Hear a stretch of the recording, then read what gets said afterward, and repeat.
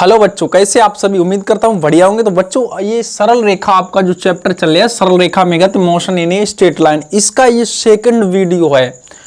हम first video आपका पहले ऑलरेडी अपलोड कर चुके हैं। अगर आपने नहीं देखा है तो उसे आप देख लें, ठीक है। तो इस वीडियो में हम आपको दिखाने वाले हैं क्या विस्थापन तथा दूरी की। दूरी क्या है, बात समझिए बेटा। जैसे हमारी कोई वस्तु किसी पथ पे चल रही है, तो उस वस्तु द्वारा किसी टेढ़े मेढ़े जैसे भी रास्ते से जाए, कैसे भी रास्ते जाए, तो उस टोटल रास्ते की जो लंबाई होगी उसे हम कहते हैं दूरी। तो किसी वस्तु द्वारा तय किए गए पथ की लंबाई को क्या कहते हैं, दूरी कहते हैं। तो बेटा ये चीज हमने यहाँ पे लिख दी, किसी वस्तु द्वारा तय किए गए पथ की लंबाई को क्या कहते हैं, दूरी कहते हैं। और बेटा जो दूरी हमारी है वो उसका मात्रक SI मात्रक मीटर होता है। इसका SI मात्रक क्या होगा बच्चों, मीटर होगा। इसका SI मात्रक मीटर होता है। क्या होता है, मीटर। और यह एक अदिश राशि है, क्योंकि इसमें केवल और केवल परिमाण की आवश्यकता पड़ रही है, इसलिए यह एक क्या होगी बच्चों, अदिश राशि होगी। यह एक अदिश राशि है, अदिश राशि है। आप इस चीज को याद रखेंगे। तो हमने लिख दिया किसी वस्तु द्वारा तय किए गए पथ की कुल लंबाई क्या कहेंगे, दूरी कहेंगे। इसका SI मात्रक मीटर होता और यह एक अदिश राशि है। इसके बाद हम बात करते हैं बच्चों विस्थापन की। विस्थापन में क्या है, किसी वस्तु या पिंड की प्रारंभिक स्थिति से अंतिम स्थिति की सरल रेखीय दूरी को क्या कहेंगे, विस्थापन कहेंगे। और इसका भी मात्रक मीटर ही होता है। इसका SI मात्रक मीटर ही होगा बच्चों। बट ये एक हमारी सदिश राशि होगी, वेक्टर क्वांटिटी होगी। यह एक सदिश राशि है, मतलब इसका मात्रक मीटर है। क्या हो गया हमारा, मीटर है। और यह एक अदिश राशि है, यह एक सदिश राशि है। कैसी राशि हो गई हमारी, सदिश राशि हो गई, ठीक है। तो जैसे बात समझिए यहाँ पे, तो कुछ चीजें यहाँ पे हम लोग सोचने वाली हैं। जैसे हमने अगर अंतर लिखने को आता है, दूरी और विस्थापन में अंतर हम लोग क्या करेंगे। अगर बात करी जाए इसके अंतर की डिस्प्लेसमेंट और डिस्टेंस में अंतर लिखना, तो हम लोग क्या करेंगे। देखिए बेटा, डिस्टेंस की पहले तो आप डेफिनेशन लिख देंगे और डिस्प्लेसमेंट की डेफिनेशन आप लिख देंगे। मतलब पहला पॉइंट यहाँ तक लिख देंगे, इसे दूरी कहते हैं, ठीक। इसका मतलब इसे विस्थापन कहेंगे। इतना एक पहला पॉइंट होगा। दूसरा पॉइंट हमारा हो जाएगा, यह एक अदिश राशि, डिस्टेंस हमारी कैसी राशि, अदिश राशि। और डिस्प्लेसमेंट हमारी कैसी, सदिश राशि, यानी कि वेक्टर क्वांटिटी हो गई, राइट। अब इसके बाद तीसरा पॉइंट लिख देंगे कि दूरी में केवल परिमाण की आवश्यकता होती है और इसमें विस्थापन परिमाण और दिशा दोनों होती है।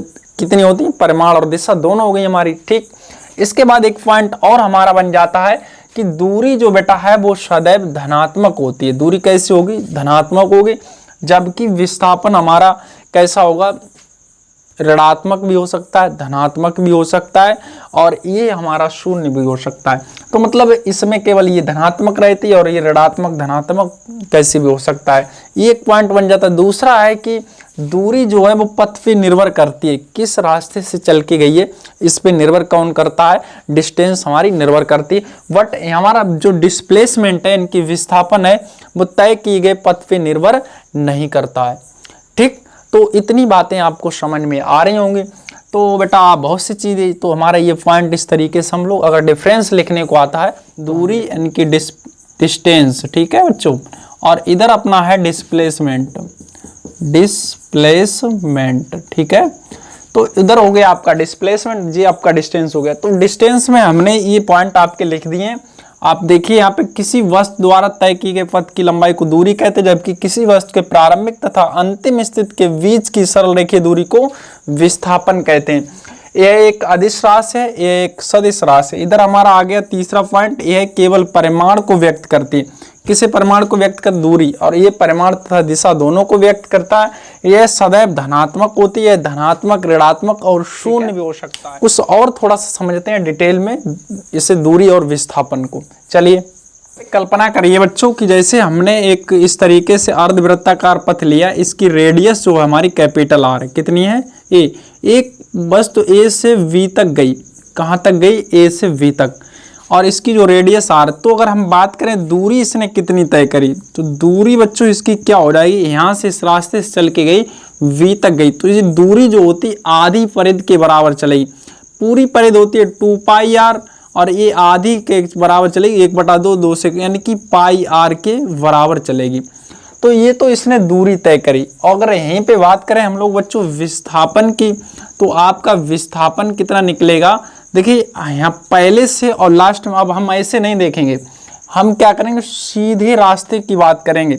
तो यहाँ से ये हमारा प्रारंभिक बिंदु और ये हमारा अंतिम बिंदु, तो ये सीधी ये लाइन हम लोग देखेंगे कितना है, अब कहाँ पे, तो ये डिस्टेंस जो दिख रही है वो हमारा विस्थापन है बच्चों। तो आर इतना, मतलब देखो इसकी रेडियस आर है, तो आर इधर हो गया, ये हमारा सेंटर, तो आर इधर हो गया, तो आर प्लस आर मतलब 2r चल गया, तो विस्थापन कितना हो गया अपना 2r हो गया। समझ में आ रही होगी बात आपको। चलिए थोड़ा और समझते हैं हम इससे। अब हम बात करें अगर कि जैसे कोई हमारा वृत्ताकार है, तो देखिए बच्चों हमने अब बात करी एक वृत्ताकार पथ ले लिया, तो इस पथ में ए से चला और चलने के बाद यहाँ इसकी रेडियस आर है, तो ये डिस्टेंस ऐसे में कितना तय करेगा, इसकी जो डिस्टेंस होगी तो वो कितना हो जाएगा, यहाँ से गया यहाँ तक, तो डिस्टेंस इसकी बन गई बेटा पूरी, यानी कि 2 पाई आर के, यानी कि परिधि के बराबर इसकी डिस्टेंस पूरा तय करा इसने, ठीक है। और बात करें अगर हम लोग इसके डिस्प्लेसमेंट की, तो इसका डिस्प्लेसमेंट कितना हो जाएगा, डिस्प्लेसमेंट बच्चों इसका बन जाएगा, क्योंकि यहाँ से आया, जहाँ से आया और वहीं चला गया, तो इसमें इसका डिस्प्लेसमेंट क्या हो गया, 0 हो गया। समझ में आ रही होगी बात आपके। मतलब डिस्प्लेसमेंट में अंतिम और प्रारंभिक स्थितियों की दूरी देखते हैं। अगर ये 10 राउंड मार दिया ना, तो 10 इसमें 10 का मल्टीप्लाई और हो जाएगा, लेकिन इसका ये 0 ही रहेगा पूरे चक्कर में, वो वहीं पे जा रहा है, ठीक है, क्योंकि जब 10 चक्कर राउंड मारेगा तो घूम के आएगा तो वहीं पे, तो इसलिए इसका जो डिस्प्लेसमेंट है वो 0 हो जाएगा। और अगर डिस्टेंस, तो उसमें जितने चक्कर मारे उसका उसमें क्या हो जाएगा, मल्टीप्लाई हो जाएगा, राइट। और समझे, और एग्जाम्पल लेते हैं हम लोग, देखिए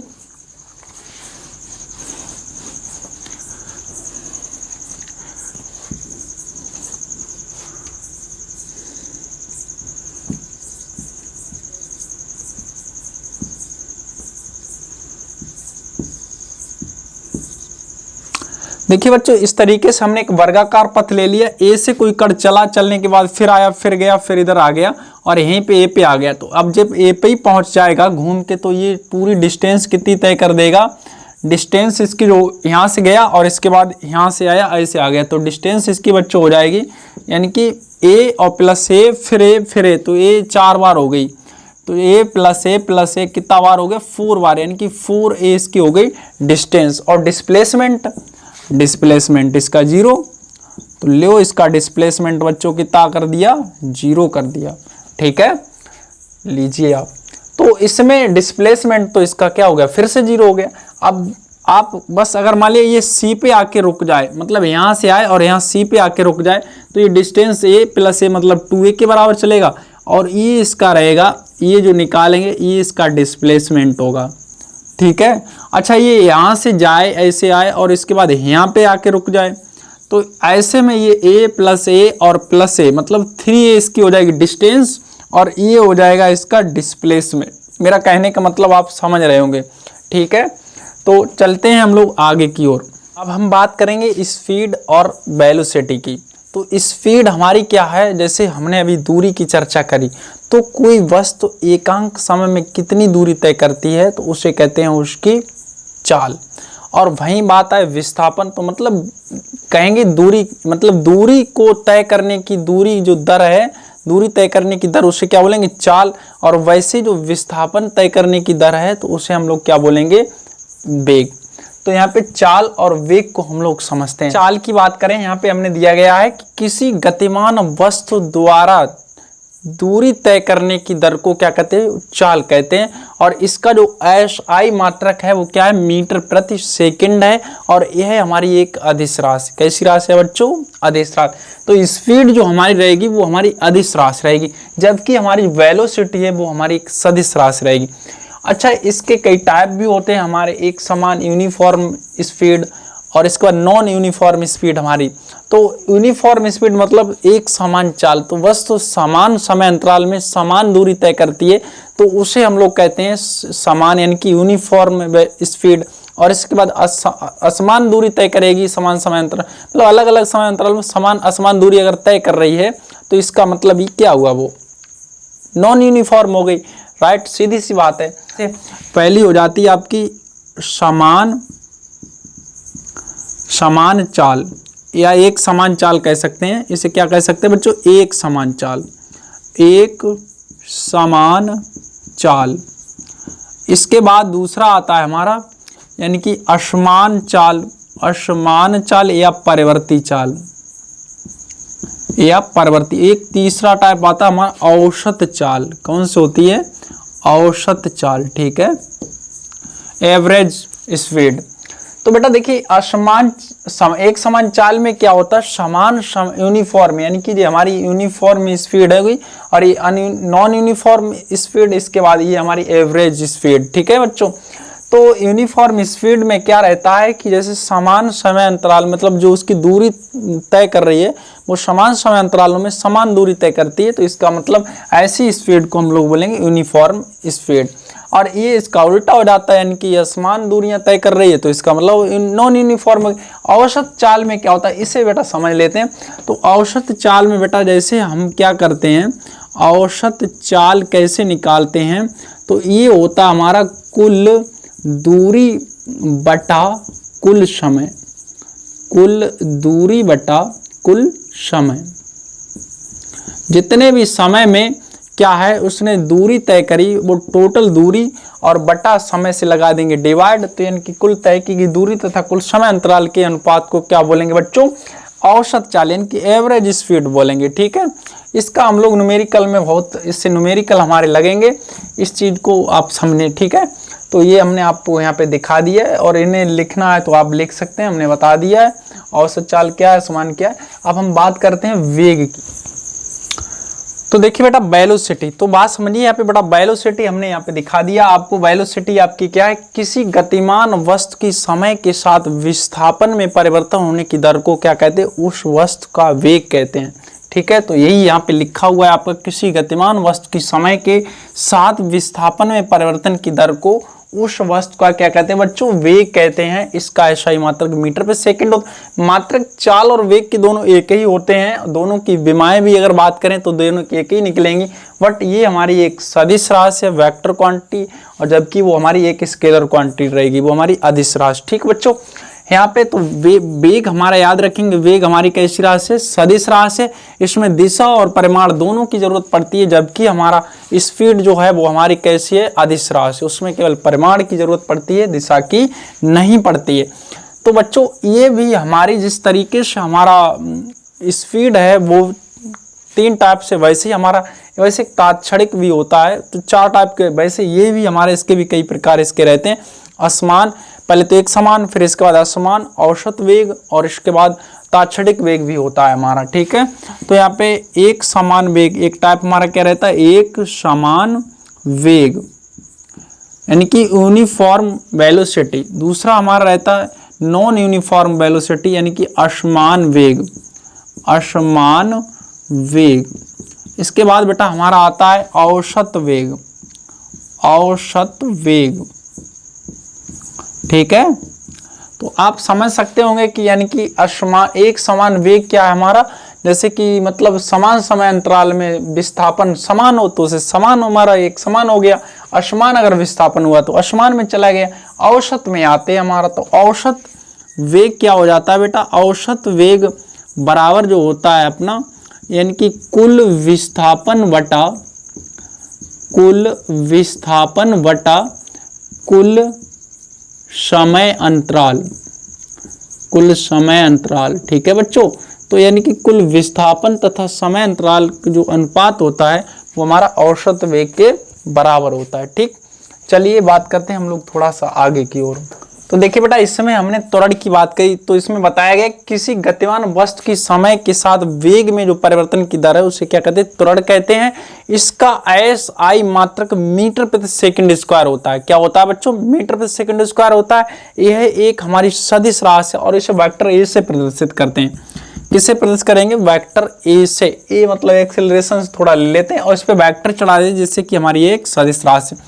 तो ये बात आपको समझ में आ गई होगी। तो बच्चों यहाँ पे त्वरण बराबर यानी कि वेग परिवर्तन बटा समय अंतराल, त्वरण बराबर सूत्र भी लिख सकते हैं, वेग परिवर्तन बटे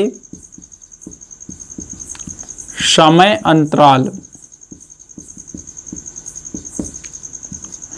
बेटा एक चीज और है, जैसे हमारा वेग बढ़ रहा है किसी वस्तु का, जैसे हम किसी भी साइकिल को लगातार पैडल मारते चले जाएं या एक्सीलेटर वाई का खींचते चले जाएं, लगातार बढ़ती चली जाए, तो यानी कि किसी लगातार जब वेलोसिटी बढ़ रही होती है तो उस समय जो त्वरण हमारा होता है वो धनात्मक होता है। कैसा होता है, धनात्मक होता है। और जब किसी वस्तु की वेलोसिटी घट रही होती है, लगातार धीरे धीरे होती चली जाती है, डाउन होती जाती, तो ऐसे में जो हमारा त्वरण होता है वो निगेटिव होता है। और निगेटिव को हम क्या कहते हैं, मंदक बोलते हैं, मंदन बोलते हैं। क्या बोलते हैं बच्चों, मंदन बोलते हैं।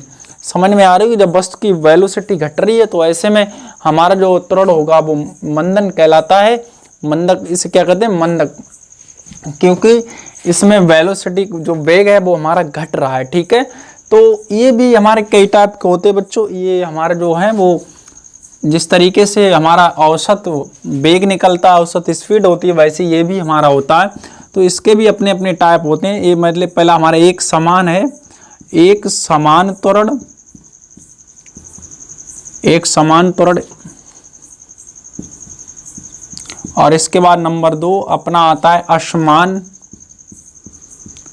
असमान त्वरण और औसत त्वरण,